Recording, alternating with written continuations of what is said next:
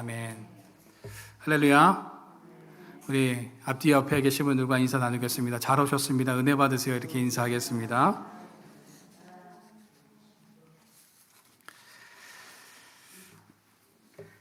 예전에 EBS 교육방송에서 전통 활과 화살을 만드는 과정을 다큐멘터리로 방송해 준 적이 있습니다. 이 다큐멘터리를 보면서 특히 명인이 만든 이 화살은 제작하는 과정부터가 남다르다라는 것을 알 수 있었습니다. 해풍을 맞은 대나무로 이 화살을 만드는데 해풍을 맞은 대나무들은 단단하기는 하지만 반듯하고 직선인 것이 없었습니다.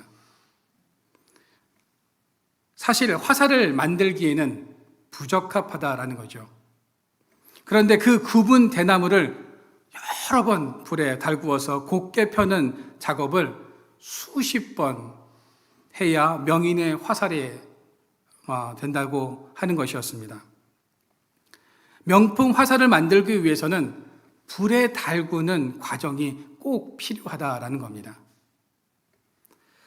여러분, 하나님께서 때로 우리 성도들에게 불연단, 또 시험을 주실 때가 있죠. 그 이유가 무엇일까요? 성도들이라면 정말 평탄하고 정말 잔잔하고 어려움 없는 그런 인생을 살아가면 참 좋겠는데 왜 우리의 인생에 그렇게 많은 어려움과 고난과 고통이 우리 가운데 있을까요? 그 이유는 명품 성도, 리얼 크리스찬, 건강한 일꾼을 만들기 위해서입니다. 명품 성도, 리얼 크리스찬, 건강한 일꾼은 하루아침에 만들어지는 것이 아닙니다. 오늘 본문의 예루살렘 교회는 불연단 속에서도 건강하게 급성장한 교회라고 할 수 있습니다. 여러분, 교회에는 언제나 위기가 있고 늘 새로운 문제들이 발생합니다. 어떤 문제들은 생겼다가 스스로 없어지는 그런 경우들도 있고요. 또 어떤 문제는 조기에 발견해서 해결하지 않으면 암과 같이 불치병으로 번져서 교회 공동체를 무너뜨리기도 합니다. 교회 안의 문제에 대해 얼마나 신속하게 대처하는가는 암의 조기 발견만큼 중요하다는 것입니다. 오늘 본문에 보면 급성장하던 예루살렘 교회에 문제가 발생했습니다. 예루살렘 교회에는 두 부류의 집단이 있었는데 헬라파와 히브리파가 있었습니다. 그 헬라파와 히브리파 과부들 사이에서 식사 문제로 인해서 문제가 발생했다는 겁니다. 먹을 것이 부족했던 예루살렘 교회의 헬라파 과부들과 히브리파 과부들 사이에 일어난 이 식사 분배의 문제는 교회 전체의 문제가 되고 말았습니다. 특히 12사도가 모두 이스라엘에서 나고 자란 히브리파였기 때문에 아무리 노력해도 팔이 안으로 굽는다는 이 오해를 피할 길이 없었습니다. 식사 시간마다 배식을 하고 나면 헬라파 과부들이 히브리파 사도들의 분배에 대해서 아주 심한 불만을 표시했습니다. 왜 히브리파 과부들에게는 고기 덩어리를 좀 더 넣어주고 왜 내 거에는 국물만 주는 겁니까? 저 사람에게는 음식을 좀 더 많이 주는데 왜 내 것은 조금만 줍니까? 이렇게 늘 불만을 토로했다는 겁니다. 이런 문제가 발생하자 사도들은 이 문제를 어떻게 해결했습니까? 오해를 받지 않을 만한 건강한 평신도 지도자를 세움으로써 이 문제를 해결했습니다. 만약 사도들이 계속 이 분배 문제를 담당했다면 아마 교회는 분열되고 말았을 겁니다. 여러분, 교회가 건강해지려면 건강한 목회자만큼 중요한 것이 건강한 성도들이 세워져야 한다는 겁니다. 그렇다면 모든 교회들이 그렇게 닮고 싶어 했던 초대교회는 일꾼을 어떻게 세웠는가를 우리가 알아보면서 같이 은혜를 나누고자 합니다. 첫째로, 기도하고 말씀 전하는 일의 가치를 아는 일꾼들을 세웠습니다. 미국의 기독교 리서치 회사를 이끌고 있는 조지 바나는 미국의 수많은 교회들을 다 조사를 했어요. 그리고 목회에 대해서 축구장 비유를 통해서 이런 결론을 내렸습니다.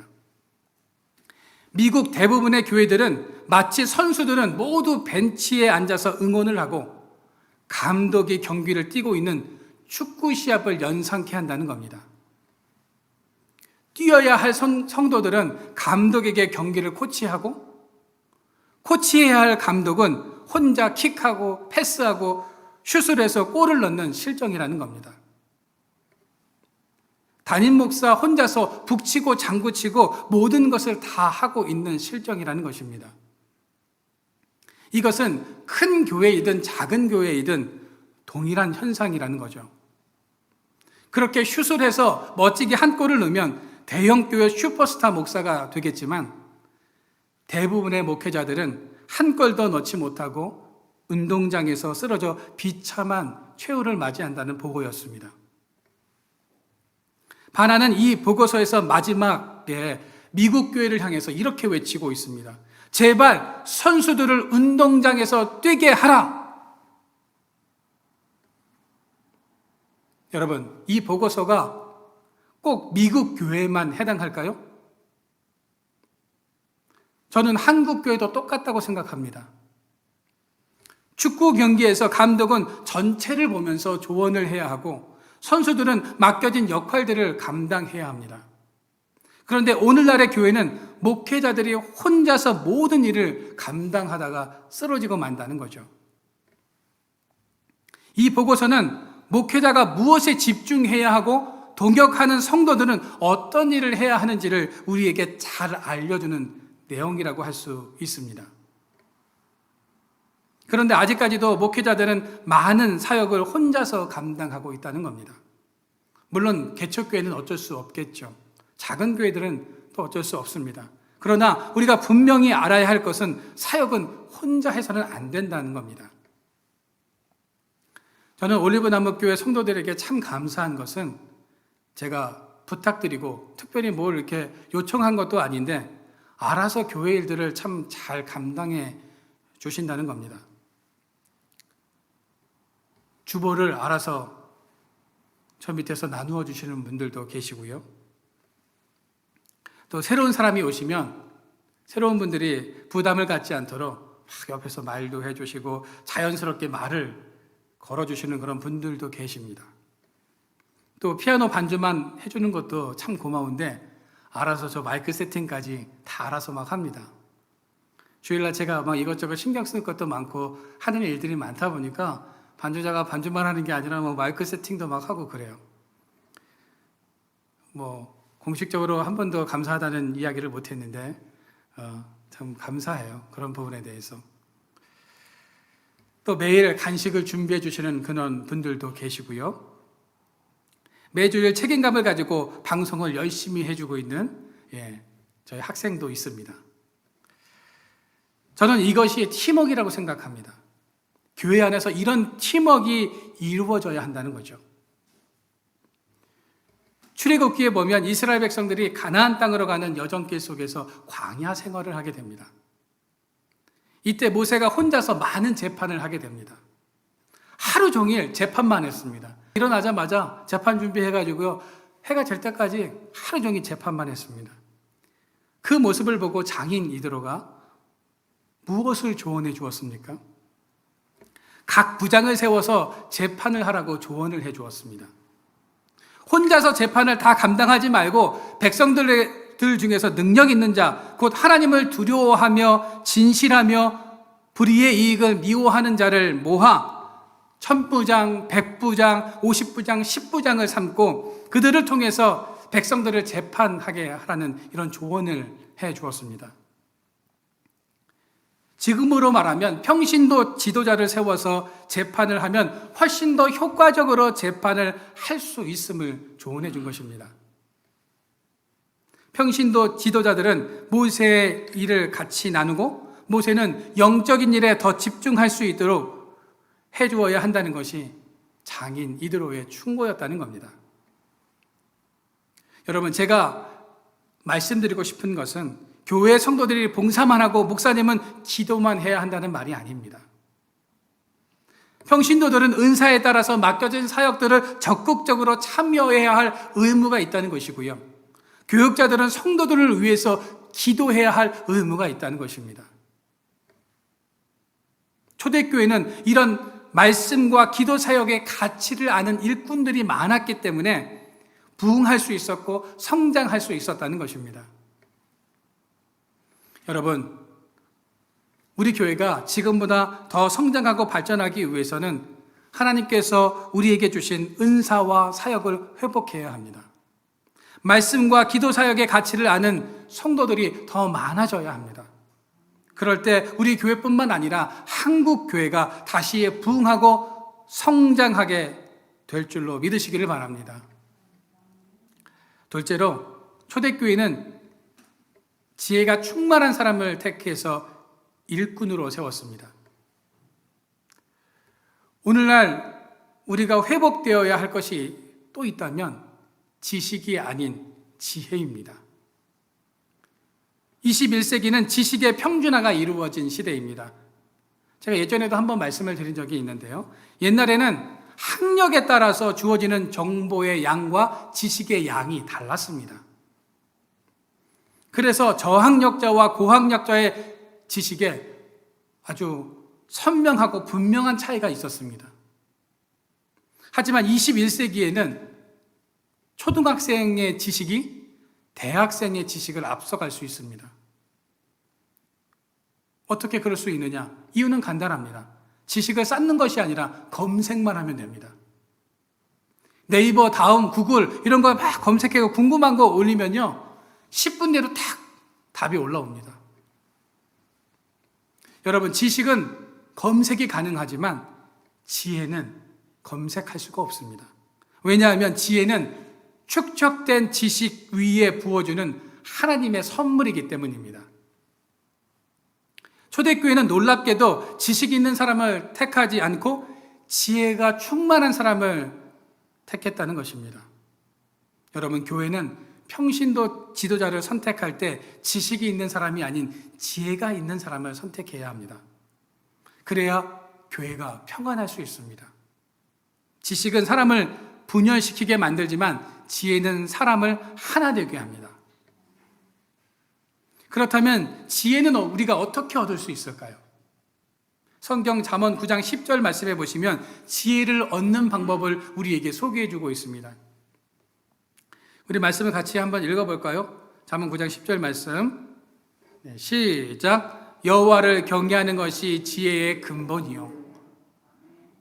여호와를 경외하는 삶을 살아야 지혜를 얻을 수 있다고 우리에게 말씀해 주고 있습니다. 이 부분을 영어 표현으로 보면 여호와를 경외하는 것이 지혜의 시작이며 여호와를 경외하기 시작하는 순간 지혜가 우리 안으로 들어온다라고 이렇게 표현하고 있습니다. 초대교회의 7 집사들이 지혜로울 수 있었던 것은 그들이 여호와를 경외했기 때문입니다. 다시 말해서 세상의 물질, 권력, 인맥, 명예를 얻기 위해서 지혜를 얻으려고 하는 삶이 아니라 하나님을 두려워하는 삶을 살았기 때문에 그들은 지혜로울 수 있었다는 것이죠. 출애굽기 1장 17절 말씀해 보시면 산파들이 하나님을 두려워하여 애굽 왕의 명령을 어기고 남자 아기들을 살린지라 라고 성경은 말씀하고 있습니다. 출애굽기에 보면 애굽 왕이 히브리 노예들이 점점 많아지자 폭동이 일어날 수도 있겠다라는 위기감을 느끼고 히브리 산파들에게 남자 아이면 죽이고 여자 아이면 살리라라는 이런 명령을 내리게 됩니다. 그런데 히브리 산파들이 하나님을 두려워해서 이 애굽 왕의 명령에 불복종하게 됩니다. 여러분, 히브리 산파들은 지금 누구를 두려워하고 있습니까? 애굽 왕이 아닌 하나님을 두려워하고 있다는 거죠. 당시 애굽 왕의 명령에 불복종하는 것은 죽음을 의미하는 것입니다. 그러나 산파들은 애굽 왕보다 죽음보다 하나님을 더 두려워했다는 것입니다. 여러분, 하나님을 두려워할 줄 아는 것, 하나님을 경외할 줄 아는 것이 바로 지혜의 출발인 것입니다. 지혜의 왕 하면 누가 떠오르십니까? 솔로몬이죠. 예, 맞습니다. 하루는 하나님께서 솔로몬의 꿈에 나타나셔서 이렇게 말씀하시죠. 내가 너에게 무엇하여 주기를 원하느냐? 하나님께서 이렇게 물으십니다. 그때 솔로몬이 무엇을 구했습니까? 예, 지혜를 구했죠. 성경에 보면 이렇게 표현하고 있습니다. 내가 이스라엘 백성들을 잘 다스릴 수 있도록 지혜와 지식을 주십시오라고 이렇게 하나님께 구합니다. 그때 하나님께서 뭐라고 말씀하시죠? 역대하 1장 11절과 12절 말씀을 우리가 같이 한번 좀 천천히 한번 읽어보겠습니다. 예, 같이 읽겠습니다. 시작. 하나님이 솔로몬에게 이르시되 이런 마음이 내게 있어서 부나 재물이나 영광이나 원수의 생명 멸하기를 구하지 아니하며 장수도 구하지 아니하고 오직 내가 내게 다스리게 한 내 백성을 재판하기 위하여 지혜와 지식을 구하였으니 그러므로 내가 내게 지혜와 지식을 주고 부와 재물과 영광도 주리니 내 전에 왕들도 이런 일이 없었거니와 내 후에도 이런 일이 없으리라 하시니라. 아멘. 다른 사람들은요, 부나 재물과 영광을 구하고 원수의 생명을 나를 그렇게 힘들게 하고 고달프게 한 그런 사람들을 좀 하나님 처단해 주십시오. 좀 없애 주십시오라고 이렇게 생명 멸하기를 구하고 장수를 구하는데 솔로몬 너는 지혜와 지식을 구하니 너가 구하지 않았던 부와 재물과 영광도 함께 주겠다며 하나님께서는 솔로몬의 대답에 아주 흡족해 하셨습니다. 여러분, 솔로몬은 지혜의 시작이고 지혜 그 자체이신 하나님의 능력이 나에게 필요하다고 하나님께 요청을 했고 하나님께서는 그 요청에 기뻐하셨다는 겁니다. 여러분, 우리도 솔로몬처럼 지혜 그 자체이시며 지혜의 시작이신 하나님께 날마다 지혜를 구하는 삶을 살아가시기를 바랍니다. 그 지혜로 공동체를 다시 일으키고 그 지혜로운 사람을 통해서 교회는 다시 부흥케 됨을 믿고 오늘도 날마다 지혜를 강구하는 인생들 되어지기를 주님의 이름으로 축원드립니다. 세 번째로 초대교회는 성령이 충만한 사람들을 택하여 세웠습니다. 제가 한 가지 질문을 좀 해보도록 하겠습니다. 여러분, 성령님이 어디에 계십니까? 이 자리에 계시죠. 또 이 자리에 계시고 우리의 마음 가운데에도 계십니다. 성령님이 우리의 마음 가운데 계시다는 것을 우리가 어떻게 알 수 있습니까? 고린도전서 12장 3절 말씀해 보시면 성령으로 아니하고서는 누구든지 예수를 주라 할 수 없느니라 라고 말씀하고 있습니다. 예수님을 믿고 어느 정도 신앙의 연륜이 쌓여야 성령을 받는 것이 아니라는 겁니다. 우리가 예수님을 주라고 고백하는 그 순간에 성령께서 우리 안으로 들어오신다는 겁니다. 이곳에 앉아 계신 분들은 예수님을 주라고 인정하신 분들이십니다. 그렇기 때문에 성령께서는 우리 안에 내주하고 계시다는 것입니다. 여러분, 그 성령님이 우리 안에 계시면 그 성령님께 내 마음의 주도권을 내어드려야 합니다. 성령 충만한 사람이란 성령께서 내 마음의 주인으로서 마음껏 활동하실 수 있도록 나의 마음을 내어드리는 것을 말하는 것입니다.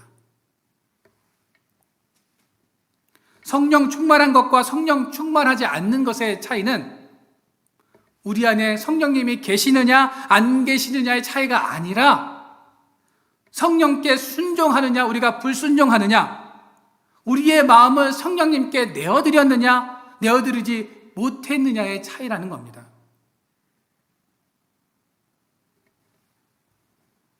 성경에 보면 성령님과의 관계를 설명하는 표현들이 몇 가지가 있습니다. 그 중에 데살로니가전서 5장 19절 말씀해 보시면 성령을 소멸치 말라라고 이렇게 말씀하고 있습니다. 우리가 분명히 알아야 할 것은요, 성령도 소멸될 수 있다는 겁니다. 여기서 소멸된다는 원어적인 의미는요, 타는 불을 끄지 말라는 겁니다. 성령님께서 우리 안에 들어오시면요, 막 그 성령의 불이 막 불타올라요. 막 뜨거운 마음이 일어나요. 주님을 향한 그런 열심과 주님을 향한 그 사랑으로 막 불타올라요. 그런데 어떤 사람은 야야야야야야 더 불타면 안 돼, 불타면 안 되면 후 불면서 그 성령의 불을 소멸시키는 그런 사람들이 있다는 겁니다. 하나님께서 쓰시는 일꾼은 성령께서 주시는 뜨거운 불을 늘 간직하는 사람입니다. 예수님과의 그 첫사랑을 간직하고 그 사랑을 회복한 사람을 하나님께서는 일꾼으로 사용하신다는 겁니다. 교회 안에서 가장 일하기 힘든 분들이 누구인지 아십니까? 제가 이렇게 수련목부터 시작해서 부목사로 큰 교회에서 20년 동안 부목사로 사역을 했거든요. 그 사역을 해오면서 참 정말 힘든 분들이 계시냐, 어떤 분들이냐면 왕년 성도입니다. 왕년, 옛날 성도. 무슨 말이냐면요, 왕년에 내가 열심히 했었는데 옛날에 내가 얼마나 열심히 했는지 목사님 모르시죠? 막 하면서 이렇게 말씀하시는 분들이 참 정말 힘든 분들이세요. 안도연 시인이 쓴 연탄재 함부로 발로 차지 마라 라는 그런 시가 있습니다. 뭐 잘 아시는 분들도 계실 텐데요. 화면에 좀 띄워주시겠어요? 제가 이 시를 좀 한번 읽어드리겠습니다. 연탄재 함부로 발로 차지 마라. 너는 누군가에게 한 번이라도 뜨거운 사람이었느냐? 자신의 몸뚱아리를 다 태우며 뜨끈뜨끈한 아랫목을 만들었던 저 연탄재를 누가 발로 함부로 찰 수 있는가? 자신의 목숨을 다 버리고 이제 하얀 껍데기만 남아있는 저 연탄재를 누가 함부로 발길질 할 수 있는가? 여러분, 연탄 한 장은 추운 겨울밤 우리 식구들의 하룻밤을 따뜻하게 지켜주었던 고마운 존재였습니다. 연탄을 모르는 그런 세대들도 있겠지만 여기 대부분의 분들은 연탄 세대 아닙니까? 연탄은 자신의 몸뚱아리를 다 태워서 누군가에게 뜨끈뜨끈한 아랫목을 만들어 주었기 때문입니다. 그런데 이 시대는 그 고마운 연탄보다 못한 사람들이 많다는 겁니다. 여러분들은 누군가에게 한 번이라도 이 연탄과 같이 뜨거운 사람인 적이 있으셨습니까? 초처럼 자신을 녹여서 누군가의 빛이 되어준 적이 있는지를 한번 생각해 보시기를 바랍니다. 여러분, 우리 안에 성령의 불을 끄지 않기를 소망합니다. 그 성령의 불이 소멸되지 않고 더 활활 타오를 수 있도록 늘 우리 심령에 이 불을 간직하며 살아가야 합니다. 성령님과 관계된 또 다른 표현이 있다면 성령을 근심시킨다라는 표현도 있습니다.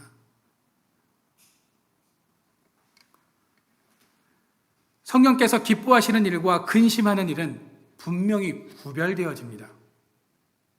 우리가 지속적으로 성령의 음성을 거역할 때 나타나는 결과가 바로 근심이다라는 겁니다. 우리가 성령을 근심시켜드리면 성령님은요, 침묵하십니다. 그러나 우리가 그 성령의 말씀에 순종하면 그분은 우리 속에서 기뻐하시면서 지속적으로 우리 안에서 새 일을 행하십니다. 이것을 우리는 성령 충만이라고 말합니다. 성령께서 우리의 마음속에서 지속적으로 새 일을 행하실 수 있도록 우리의 마음을 내어드리는 사람, 이런 사람이 바로 성령 충만한 사람입니다. 바라기는 여러분들이 이런 삶을 살아가시기를 소망합니다. 초대교회의 7 집사는 모두가 성령 충만한 사람이었습니다. 성령 충만한 사람들은 뜨거움을 소멸하지 않으며 언제나 성령께서 기뻐하시는 삶을 살아가게 됩니다. 여러분, 바라기는 우리 모두가 성령을 소멸하지 말고 늘 성령님을 기쁘시게 하는 이런 삶을 살아가는 저와 여러분들의 삶이 되어지기를 주님의 이름으로 축원드립니다. 마지막으로 4번째로 초대교회는 성도들의 사정을 이해하는 사람들을 일꾼으로 세웠습니다. 12사도가 세운 7집사는요, 놀랍게도 헬라파 유대인들이었습니다. 12사도는 모두가 이스라엘에서 자란 히브리파 유대인들이었습니다. 하지만 7집사는 모두 예루살렘이 아닌 헬라 문화에 더 익숙한 사람들이었습니다. 12사도는 자신들이 헬라파 유대인이 아닌 이상 헬라파 과부들이 느끼는 억울한 감정, 소외된 그 느낌을 제대로 이해하거나 해결해 줄 수 없다는 것을 잘 알고 있었습니다. 그래서 헬라파 과부들의 아픔을 만져줄 수 있는 헬라파 사람들을 지금 평신도 지도자로 세웠다는 겁니다. 그런데 이 7집사를 선출하는 장면이 우리에게 너무나 감동을 준다는 거죠. 히브리파와 헬라파로 나누어져서 야, 저 사람을 지도자로 세우면 어떻게 합니까? 라고 이렇게 따져 묻지 않았다는 겁니다. 모든 히브리파 유대인들과 과부들이 다 찬성을 합니다. 이 말은 무슨 말이냐 하면 지역 감정을 내세우지 않고 자기의 이익을 내세우지 않고 교회의 하나됨과 연합하기 위해서 모두가 희생하고 헌신했다는 겁니다. 여러분, 결론을 맺겠습니다. 예루살렘 교회가 건강하고 부흥할 수 있었던 것은 건강한 성도들이 교회의 일꾼들로 잘 세워졌기 때문입니다. 그 일꾼들은 기도와 말씀 전하는 일의 가치를 아는 사람, 지혜가 충만하고 성령이 충만하며 성도의 사정을 이해해 줄 아는 일꾼들이었습니다. 그래서 초대교회는 수많은 핍박과 어려움 속에서도 흔들리지 않고 성도들이 어떻게 해요? 오늘 7절 말씀해 보시면 말씀이 점점 왕성하여 예루살렘에 있는 제자의 수가 더 심히 많아졌다라고 성경은 말씀하고 있는데요. 이런 놀라운 역사들이 일어났다는 겁니다. 여러분, 바라기는 우리 모두 주님의 참된 일꾼, 참된 그리스도인, 리얼 크리스찬이 되어서 교회가 더욱 부흥하고 하나님 나라가 확장되는데 존귀하게 쓰임받는 우리 모두가 되어지기를 주님의 이름으로 축원드립니다.